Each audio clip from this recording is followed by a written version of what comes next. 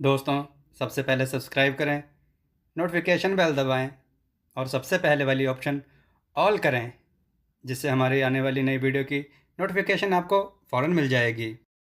जय श्री राम भक्तों। दोस्तों, जो हमने वीडियो में प्रश्न पूछा था कि दधीचि ऋषि जी की पत्नी का क्या नाम था, तो उसका उत्तर है माता गभस्तिनी। आइए कथा श्रवण करें। दोस्तों, यह कथा बहुत ही सुंदर है, जरा ध्यान से सुनिएगा। बहुत ही पुराने समय की बात है। संत रामदास जी चाफल से सातारा जा रहे थे। साथ में दत्तू बुआ भी थे।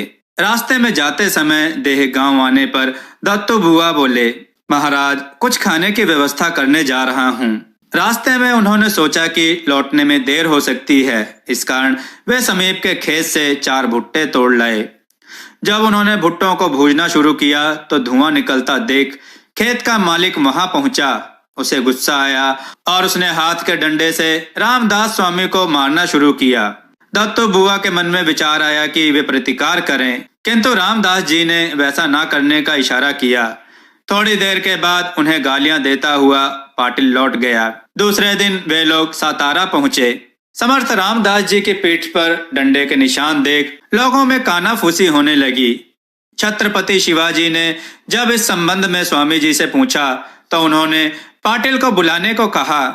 पाटिल वहां उपस्थित हुआ और जब उसे मालूम हुआ कि जिसे उसने कल पीटा था वह तो राजा शिवाजी के गुरु थे, तब वह बेहद डर गया कि पता नहीं उसे कौन सा दंड मिलेगा। शिवाजी बोले, महाराज, इसे क्या दंड दूं? तब पाटिल स्वामी जी के चरणों में गिर पड़ा और उसने क्षमा मांगी। रामदास जी बोले, राजा, इसने कोई गलत काम नहीं किया है। हमारी मानसिक शांति की परीक्षा पाटिल के अलावा और कोई नहीं कर पाया। इस कारण इसे कीमती वस्त्र देकर इसका सम्मान करना चाहिए। इसका दंड यही है। शिवाजी को समझते देर नहीं लगी कि साधु और आम आदमी में क्या फर्क होता है। इसलिए तो कहा जाता है कि साधु अगर अपनी साधुता छोड़ दे तो वह साधु नहीं रह जाता। अपने गुरु पर शिवाजी को बहुत गर्व हुआ। दोस्तों, स्वामी रामदास जी की एक कथा और बहुत ही मार्मिक है, चलिए इसे भी श्रवण करते हैं। स्वामी रामदास जी एक बहुत ही पहुंचे हुए संत थे। उनके जीवन के कुछ तय नियम थे और वह अपने नियम पर अटल रहते थे।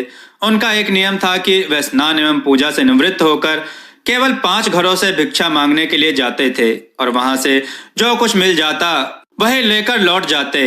एक दिन वह ऐसे घर में भिक्षा लेने के लिए पहुंचे जहां थोड़ी देर पहले ही पति पत्नी में लड़ाई हुई थी। पत्नी गुस्से में थी। स्वामी जी ने घर के बाहर से आवाज लगाई। उनकी आवाज सुनकर वह स्त्री बाहर आई और बोली, तुम लोगों को भीख मांगने के सिवाय कोई धंधा है कि नहीं? चलो यहाँ से, मैं कुछ नहीं दूंगी। स्वामी जी का नियम था, वह भिक्षा में कुछ लिए बगैर नहीं लौटते थे। स्वामी जी ने उस स्त्री से कहा, मैं भिक्षा में कुछ ना कुछ लिए बगैर नहीं जाऊंगा। स्त्री उस वक्त फर्श पर पोछा लगा रही थी। पोछा लगाने वाले कपड़े को ही स्वामी जी को देते हुए गुस्से से कहा, तो फिर ये लो, ले जाओ इसे भिक्षा में। स्वामी जी ने प्रसन्न मन से उस कपड़े को लिया।